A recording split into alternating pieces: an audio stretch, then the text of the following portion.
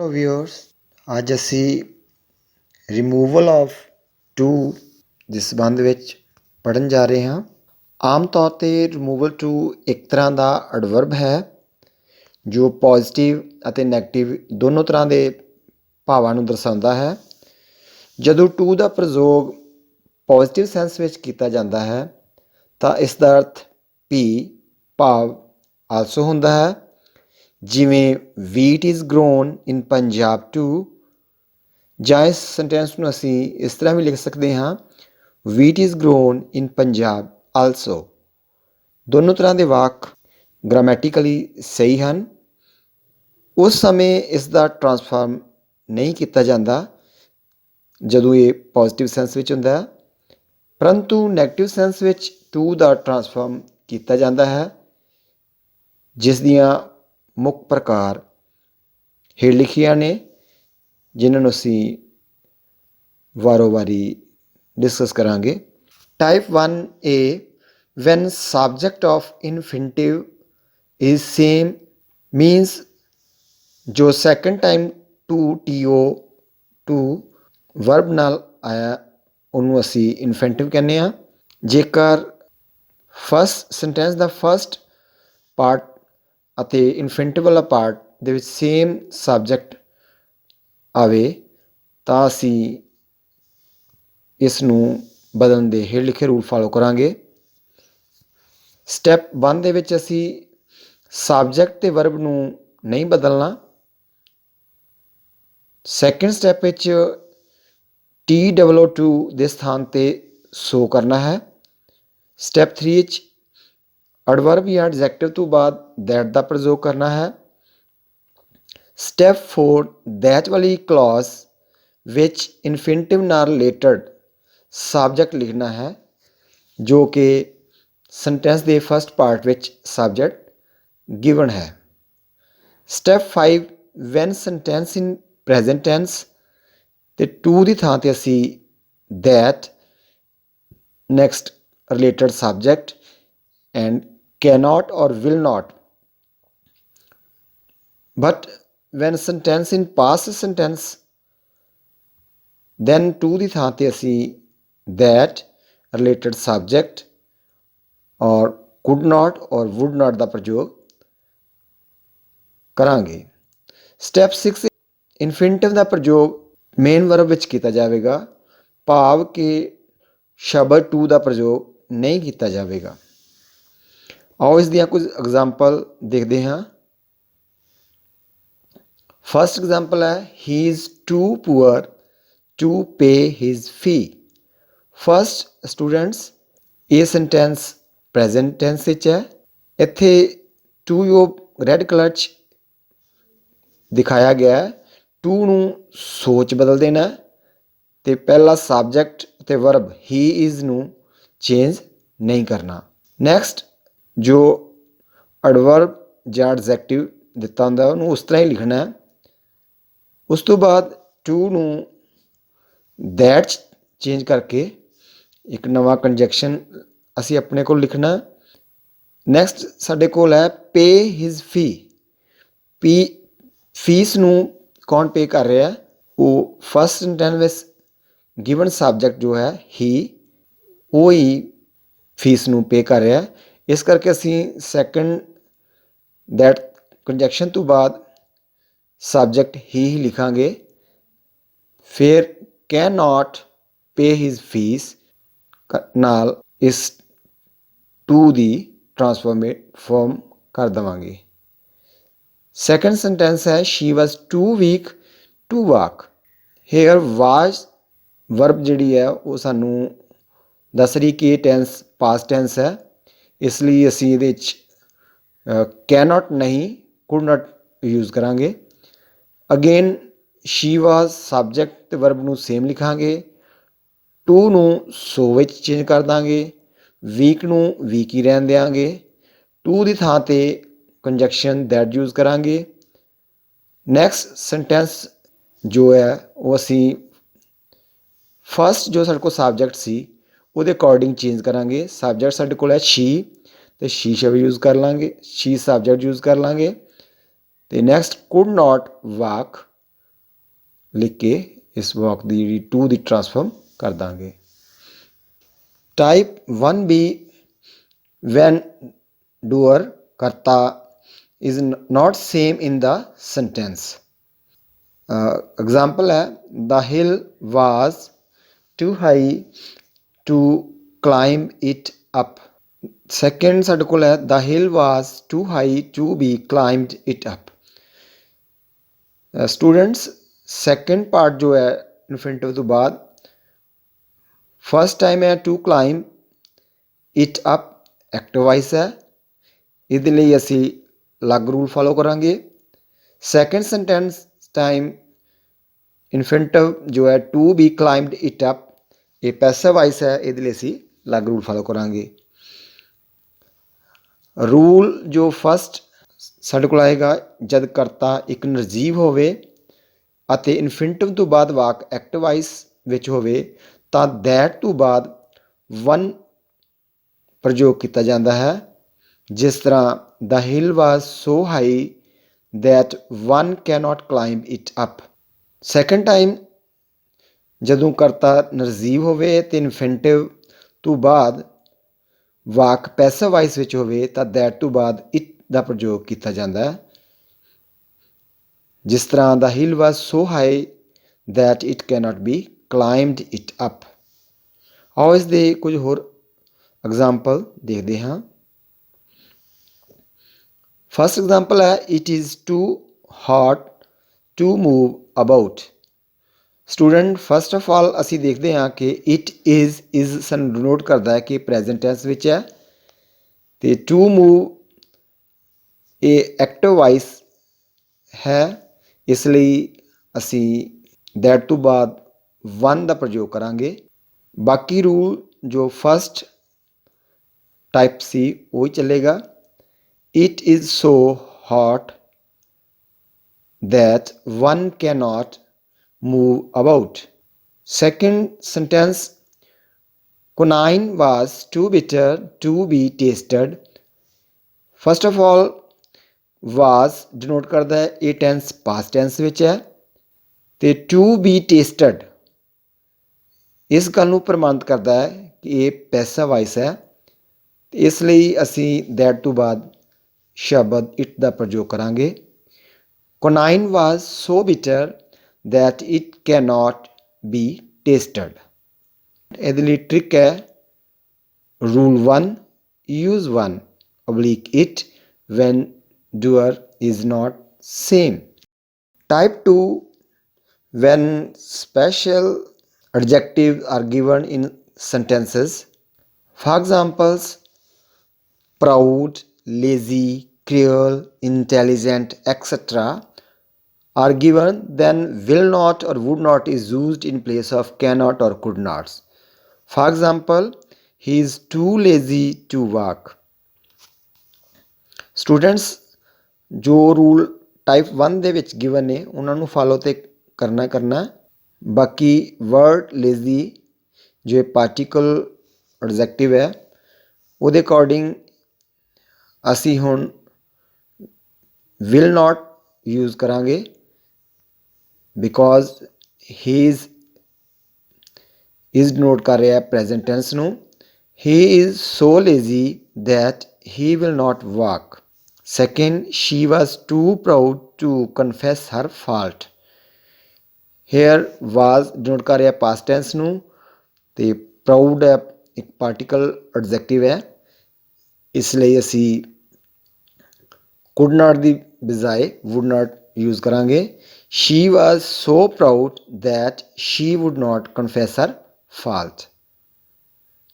trick to remember rule 2 to word ਦਾ ਸ਼ਬਦ T ਛੱਡਣ ਤੋਂ ਬਾਅਦ wo ਜੋ ਨੋਟ ਕਰਦਾ ਹੈ would would ਨੂੰ would not or will not। ਇਸ ਤਰ੍ਹਾਂ ਅਸੀਂ ਇਸ ਨੂੰ ਆਸਾਨੀ ਨਾਲ ਇਸ ਰੂਲ ਨੂੰ ਯਾਦ ਕਰ ਸਕਦੇ ਹਾਂ।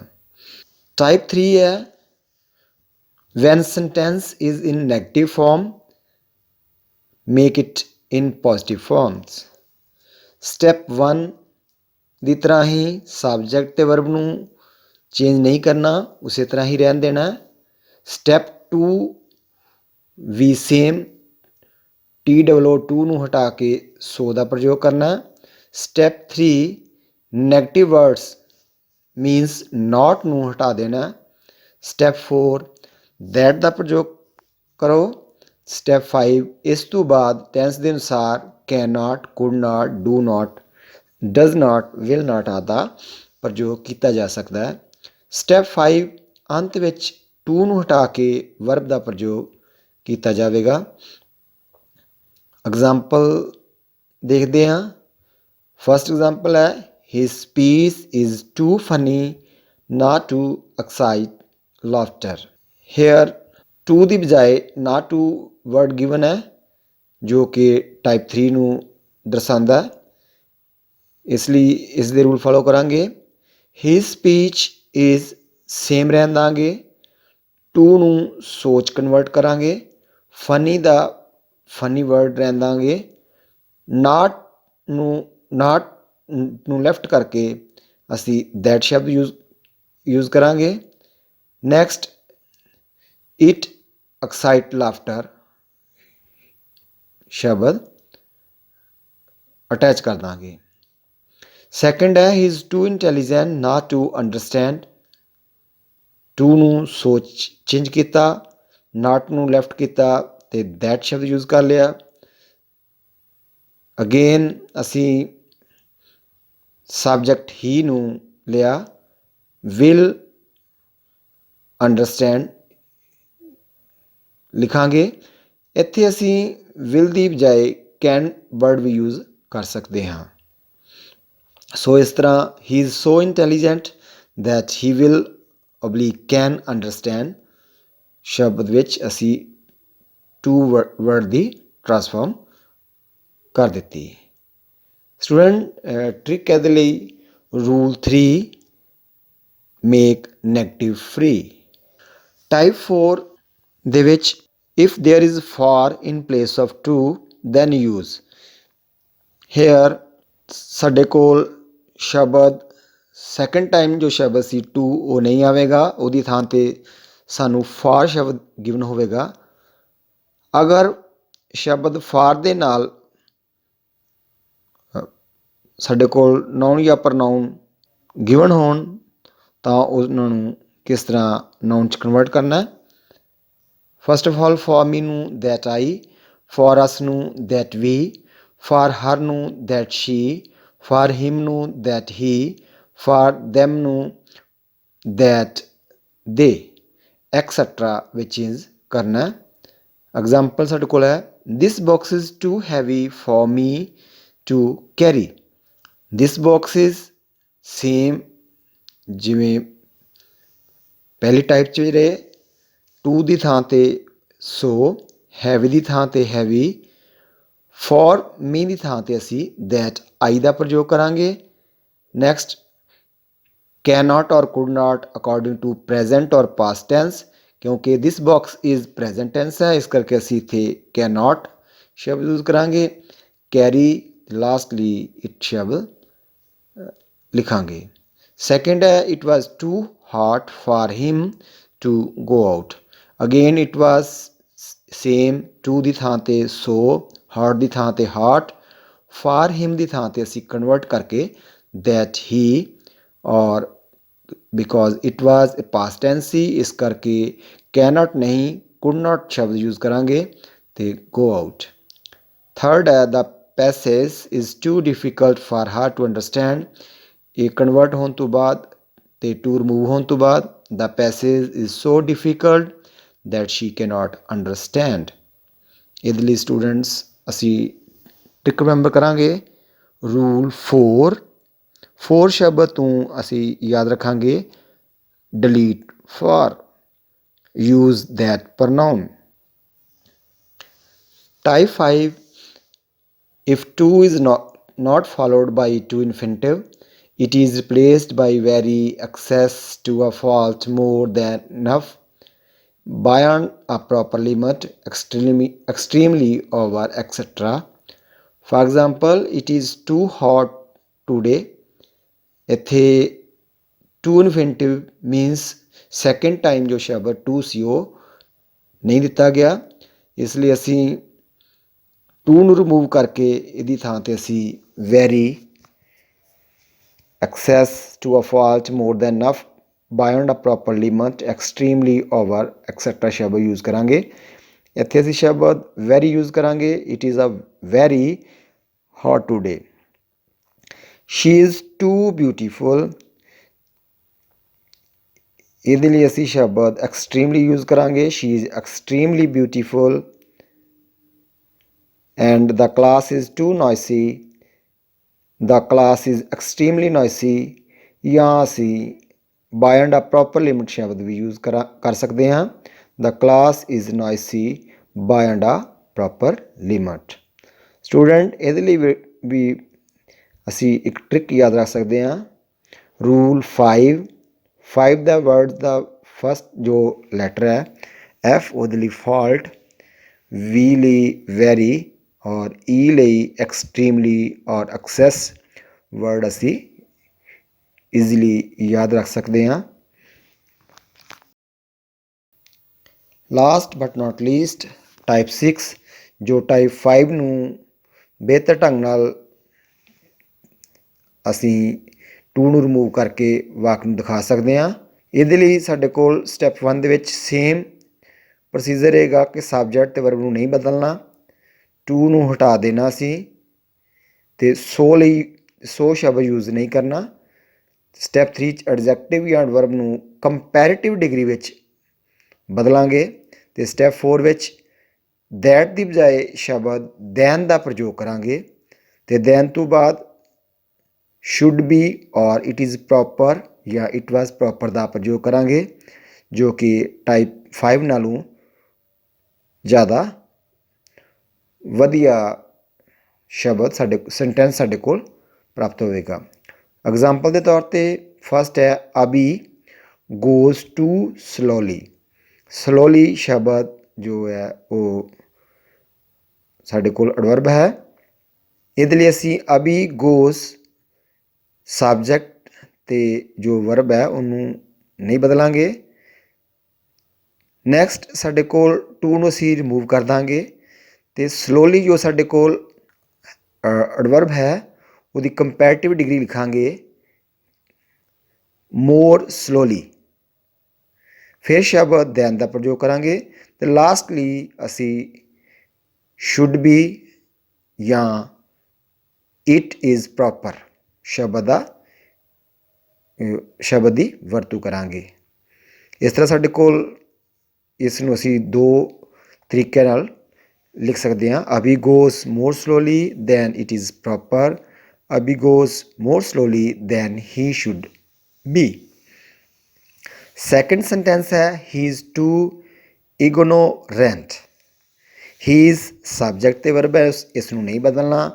ਟੂ ਸ਼ਬਦ ਨੂੰ ਅਸੀਂ ਰਿਮੂਵ ਕਰ ਦੇਣਾ। ਇਗਨੋਰੈਂਟ ਦੀ ਜੋ ਕੰਪੈਰੇਟਿਵ ਡਿਗਰੀ ਹੈ ਮੋਰ ਇਗਨੋਰੈਂਟ ਅਤੇ ਫਿਰ ਸ਼ਬਦ ਦੈਨ ਦਾ ਪ੍ਰਯੋਗ ਕਰਾਂਗੇ। ਉਸ ਤੋਂ ਬਾਅਦ ਸਬਜੈਕਟ ਜੋ ਹੈ ਹੀ ਤੋਂ ਬਾਅਦ ਸ਼ੁੱਡ ਬੀ ਔਰ ਇਟ ਇਜ਼ ਪ੍ਰੋਪਰ ਵੀ ਅਸੀਂ ਲਿਖ ਸਕਦੇ ਹਾਂ। Third it is too hot.